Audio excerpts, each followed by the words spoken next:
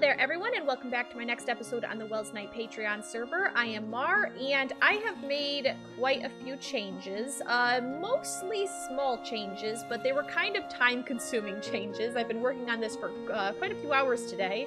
I have got all of the items, all of the automatic storage here picked out for what's going to go in where. I've got the cactus is actually hooked up. That's one of the things we'll look at.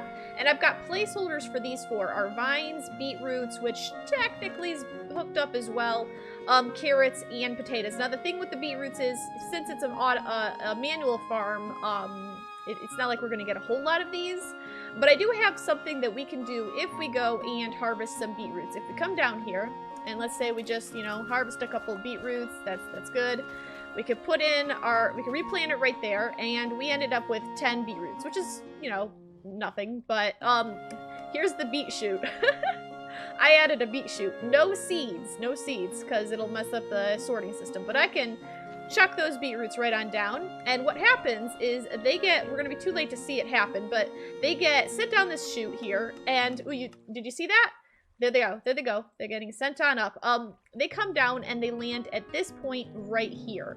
And then I have a water source here that's shoving them into a pre-existing water source for the cactus. Anyway, but the purpose is you put your beets down there, they get sent into the system, the same system that the cactus is in, and then they get sent up to our automatic sorter way upstairs. So up here, we've got the beetroots and the cactus. Cactus is right here. It's slowly been gathering up, so you can see it is working. Beetroots, and here's the 10 beetroots that I manually threw in. So, cool. Now the carrots and the potatoes and the vines I still have to do, and I actually thought of another one that I didn't add down here, but I guess we actually do kind of need one, or it would be beneficial. It'll be the only one of its type, a zero-tick farm. I only need really one of them. I know you can make a zero-tick farm for pretty much everything out there. There's only one that I actually want to make, and that's for sticks. Or not sticks, but the bamboo to make sticks. I totally forgot about bamboo, but I guess I will want to find a place to fit that in at some point. But that'll be later down the road. For now, I think we need to focus on the vines and the potatoes and the carrots and whatnot. Get what we have already picked out, set up, and in light of that, let's go back into Spectate here. Because this chamber, or this the beetroots down there and the cactus, there's a hopper clock right there, and you can't see it, but there's a dropper right there, and it's slowly going to spit items all the way up. It reaches right here, and I have a water source that's shoving the items into hoppers, which are right here. It's really dark, I know, but there's a hopper chain here, and it leads over and connects up to the pre-existing hopper chain that is underneath the pumpkin and melon farms on either side, and both of those farms feed into this hopper clock system, and you can see that there's bones right there coming up from the mob farm, because remember, I have two separate water elevators right here. One's on this side for that set of storage, and one's on this side for this set of storage. So the items are going to get sent along here and into the sorting right there. And this pretty much takes care of this side of the farm, because we've got the cactus, we've got the beetroots, we've got the villager trading, we've got wheat, and we've got half of the sheep. Over here, we've got the other half of the sheep, the cows. This is an enchanting area, like we discussed, and that might be something we work on kind of soon. I've got some ideas kind of rolling around. I just finished working on a library last week for my Techtopia series, and so after working on the library there, and I've been working on a library for ages and vast, and I've got all these, like, I've got libraries on the brain, you know? I'm not burnt out on libraries at all. I've got inspiration, and, you know, so I'm pretty sure we'll get into the enchanting / library setup pretty soon. The 3-level vines, it'll probably be very mundane and simple, and of course, I believe I mentioned this in the previous episode, but the 2-tier, or however many tiers it ends up being, the kelp farm, I just don't know. I just don't know what to do. I have to study up on that hard. Now, up here, you can see I've done quite a bit of work, and it's kind of disappointing because this is something that I spent quite a while working on getting set up, because this is where I wanted to put the villager farms, and then I discovered that this kind of villager farm doesn't really work as well as it used to. Not now with the way villagers are, which is unfortunate because this level here, I'm not going to make them. I'm not going to make this type of villager farm for carrots or potatoes. But I have picked out a new location to do the new design. And since we're not going to be using the farms over here, I decided I might as well incorporate that to make the kelp farm a 3-tier instead of 2 tiers. So it'll be that level, and this level. So that'll probably help us out with getting more kelp. So if we're not going to put the carrot and potato farms here, you're wondering, where are we going to put them? And coincidentally, we end up being extremely lucky because, you know, we had a mob farm over there. We ended up switching it over here because this farm worked better and the redstone over there kept breaking. And so I locked the water dispensers in here into the on position so water was always flowing so that this area wouldn't get full of mobs and detract from my new mob farm over there. But that kind of left me with this sort of defunct column of nothingness, basically. And I did some counting, and it turns out this is almost perfectly spaced for the new type of villager farm. It's almost perfect. There might be a few things that we maybe have to play around with, but other than that, the width and the length and even the height between the layers is perfect.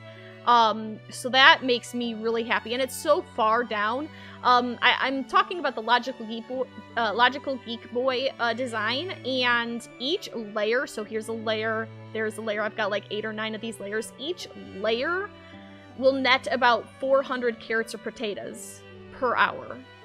And, I mean, obviously that's assuming that, you know, the villager is working, like, it's just during the working hours, basically. The villager's working hours, which is between, like, I think it's like 8 a.m. and 3 p.m. or something like that. As you can see in the bottom part of the screen, we have a plugin that lets us see the time. It's currently almost 7 a.m. for the villagers. So they'll work for, you know, good amount of hours, about, what, 7 hours there or whatever. So during those villager hours, they'll be working, and, you know, there's a complete Minecraft day cycle is 20 real life minutes, so a real life hour is 3 days for the villagers. So 3 working cycles for villagers will net us about 400 carrots or potatoes per layer. It's going to be so OP. Now, I'm not going to use this top layer because it's kind of butting up against the stairs here, which would actually kind of cut away from the village, which is fine. So I'm just going to take out this layer entirely, or make it some sort of like spectate, like I can walk on top and stare down or something, I don't know. But all of these layers, I think I want to turn them into villager layers. I want to give that a try. Now, each layer needs 2 villagers.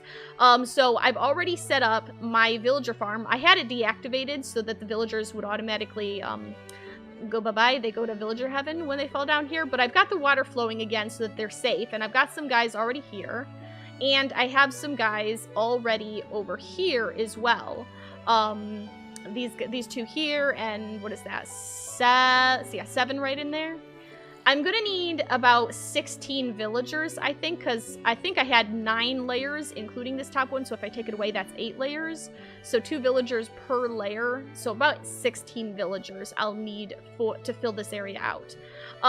However, before we bother getting all those villagers in here, I want to make sure that we can actually fit this in. I did the math, and it should fit, but, you know, we don't want to be too presumptuous. So I'm going to chuck my beetroot seeds. These I'm just going to carry up here manually, throw them in my composter, and get myself some free bone meal, or easy bone meal anyway. I've got a whole bunch of dirt here, and I want to come down here and start working on the first layer. And I do not like working on redstone-y type things or farm type things on camera very much, because there's a lot of looking back and forth between, like, the source material and the actual, you know, game here. But I want to give it a try. So I've got a whole bunch of dirt, and I got a bunch of water buckets that I pulled out of the actual, the original mob farm. I'm going to need some glass, though, and I don't have very much sand. So that might be a little bit of a problem, but maybe we'll come to that later. I won't actually put the villagers in here right away, I think. I think I might try to wait a little while on that until I have it ready for them. But I am going to need bells, and I have 7 bells, which means I kind of need another one if I'm going to do all 8 layers. So I'll have to come back and get more of them later. I'm going to need either glowstone or sea lanterns. Let's see, Guardian.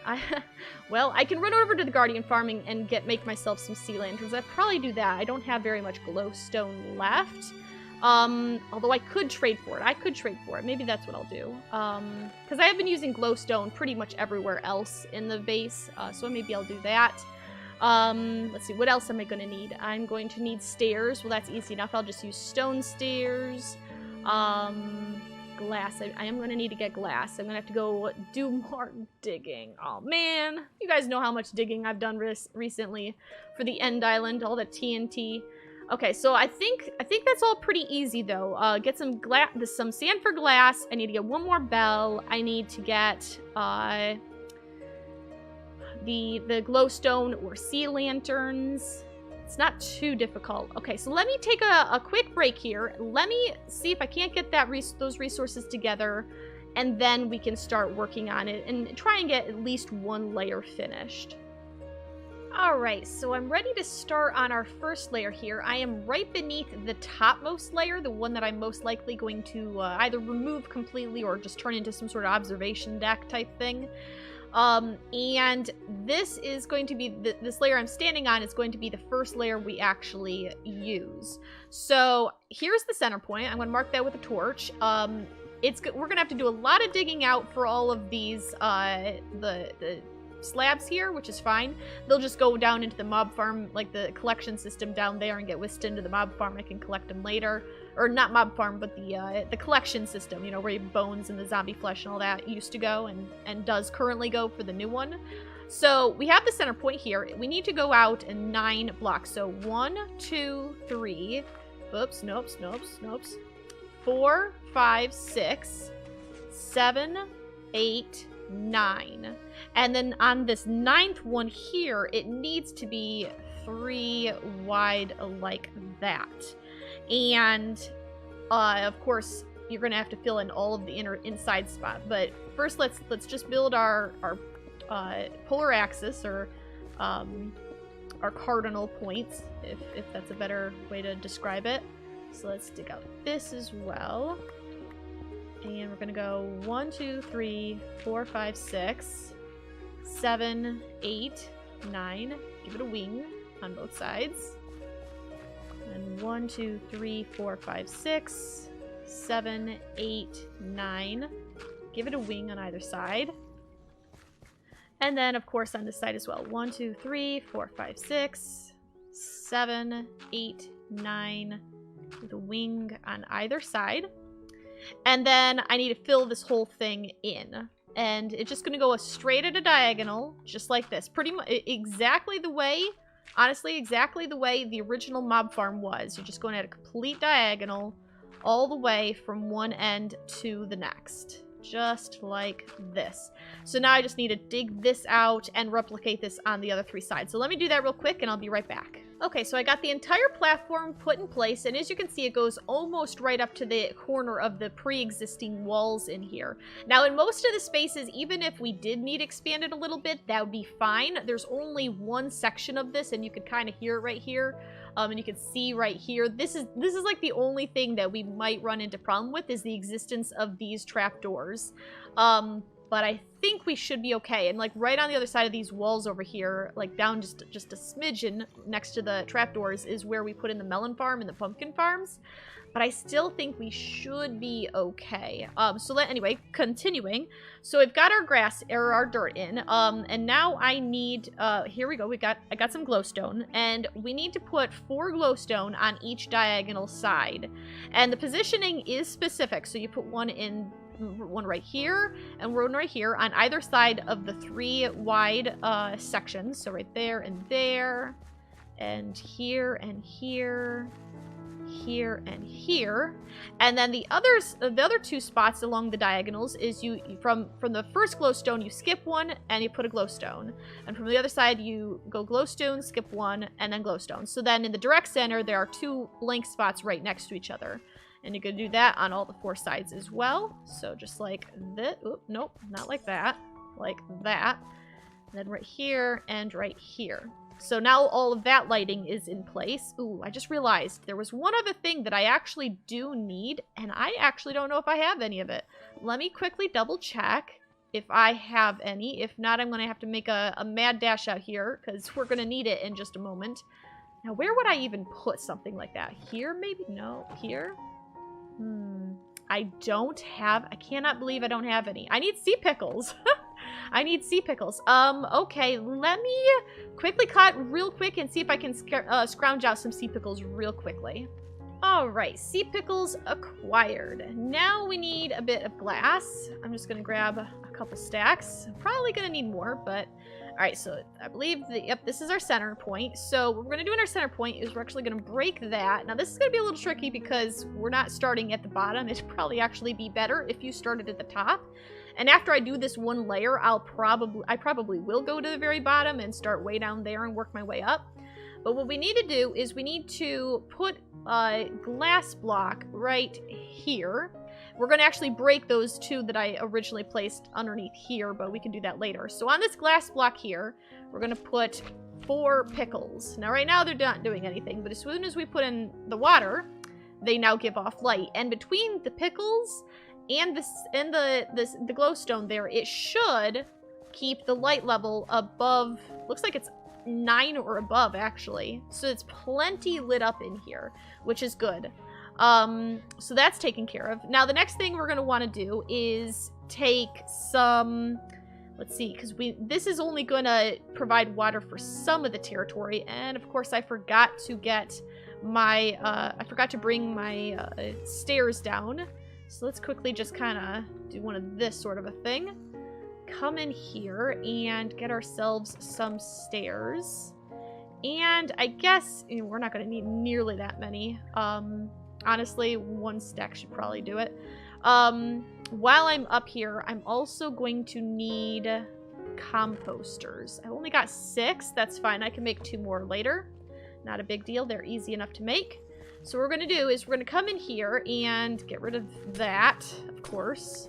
Go away. And we're going to take our 2 stairs, or our stair blocks anyway, and we're going to place stairs in the corners. And let me double check my picture here. It looks like I need a stair right there and here, so that the flat side, the flat back of the stair is on the same side as the flat side of the platform as well. And we're going to do that on all the sides. So stair and stair, stair and stair, stair and stair. Now in the design, you would technically, on this side here, you would put a trapdoor there. I think I'm just going to leave the stone bricks there. I think that's going to work better for me. And if I end up actually needing to take it out and putting in a trapdoor instead, I can, of course, do that. That won't be a problem. So we're going to put in water. Put in water. This is the part that's going to be a little tedious because I don't have an infinite water source down here. I'm going to have to crawl back up there in just a few moments and get more. We'll have almost enough, it looks like. Get a nom nom nom nom. And a little bit more. And we were like 1 short. Yeah, we were only 1 short. That's not bad. Okay, so let's see. Pillar up right here. Get ourselves some more. Oh, that's actually a good thing, I guess, that came up. That's another thing I added. Not here. Wrong place. Just kidding. Down over here, I added an infinite water source. I also added one at the same place on the other side, and there's another one just below us as well on either side. Let's see if we can. There we go. Smack our face. So I've got one here and there as well. And in addition to that, I don't think we can really see it from here. I put a ladder just like this in both of those corners. They come out right up there next to the smelters on either side. just for an additional way to get quickly from like the very top to the very bottom or something like that. It's not so bad if you're just going from one adjacent section to another adjacent section, but when you're going when you're like all the way down there and you want to come all the way up here, it's way quicker than taking the stairs. So now we got more water, and it's so hard with the shaders. That's the one. Okay. So now we've got the water in. The next thing we're going to do, you know what? I could actually use some normal blocks, but I do have normal blocks in here. So let's get out this. We're going to need just a couple of these stone blocks. Oops, that's not where you go. Let's go ahead and put the dirt back too. I'm not going to need it right now. And right on these flat sides, we're going to put whole blocks, and also in the 2 holes on the diagonal, just like this. So fill these in, just like so. Just gonna make it a little interesting trying to get to the bottom layers from here, but that's okay. I'll figure it out. And we're gonna put a composter. I think you could just right-click. Yep, you just right-click right on top of the sea pickles, and it puts a composter down. Now we're gonna put a piece of glass there. Now, if this was the bottommost layer and I was working up, this glass block here would be the same glass block that is down there that has the sea pickles. So the next layer would have the sea pickles right on top of this glass block. So now that's taken care of. Now at this point, I could bring in a villager, and I could completely till the soil in here. The water sources on the diagonals would keep everything, and the one in the middle would keep everything like watered up basically. And I've got the edges in over there. Technically, we would add in glass right here on all of the diagonal spaces. Did I? Really? I forgot to put in the blocks right there? Fail. Let's fill that in. And fill that in. And then put the glass in. Just like this. And you just do it all the way around. Alright, so I finished putting in the glass going all the way around, and I actually took a quick moment to try and figure out the little edge here. This is essentially, this is where the collection system, the column here is the collection system essentially. And then you'd have a villager standing here, and then you'd have a villager out here. And restart in 1 minute. Okay, talk fast then. I got it.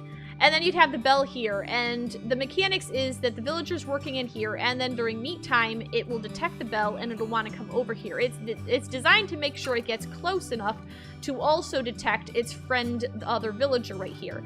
And there will be minecart hoppers right here, and there will be a trapdoor right here, so that they can't actually push the minecarts, but they can come right up to it, and he's going to try and throw food to the villager standing right here, but the minecart hoppers are going to suck it all up.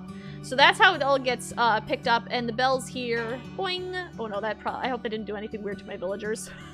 Oops. Oh, I really hope that didn't mess anything up. Oh dear. But essentially, the problem is, if we, well, I don't really want to go into spectate with the server about to restart. Okay, I'll see you back in just a moment. Alright, we are back. Let's head into spectate. Sort of. Server, catch up, please. Thank you. There we go. Alright, so here's the problem. Now, this layer would have more or less worked fine. You'd have to hop over the bell as you're working your way up the staircase. It really couldn't move anywhere because this right here is the water source that is making sure things get sent to the sorting systems correctly. You know, that's all fine in D&D, but this right here is where a villager has to stand going all the way down. And what happens when we go down a little bit? Well, we start running into problems. Like right here, we've got a hopper chain. That's not good, you know. And then that's pretty much the only thing. But I don't know. See, I mean, it's dangerously close to like everything, basically. The hoppers, I don't think there's any way I could realistically reroute the hoppers to get them out of the way, and we would have a villager standing right here pretty much inside of a hopper, which obviously wouldn't work. And I can't, like I said, I can't reroute the hoppers. The ideal method would be to have them be 1 block to the side, but then that would potentially interfere with our item elevator that's right here. It'd just be all too close. And ultimately, it doesn't really matter which side the villager and the bell is on. It could be on any of these 4 sides. So what I think I will actually do is put it on this side. There's virtually nothing going all the way up and down, like the whole height of the mob farm. So I'll put it down here. The bottommost hopper would be like pretty much right about here.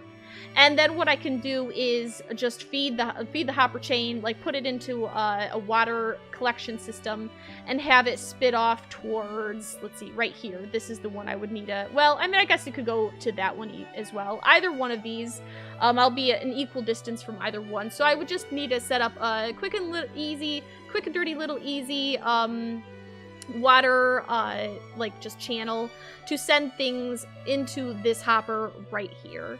And yeah, that would end up getting it all sorted back into the main system up here, and we would have our, let's see, where is it? Right here, our carrots and potatoes taken care of. So that is pretty much how that is going to work. Now, the setup here, let's get rid of that. And, you know, the glowstone, I think I'll just leave that here. It doesn't really matter. So I'm going to put the glass back in. And on this side instead, we're going to break this glass, break that glass, break this and this. We're going to turn these into glass. I'll end up probably cleaning this up a little later, getting rid of some of the smooth stone.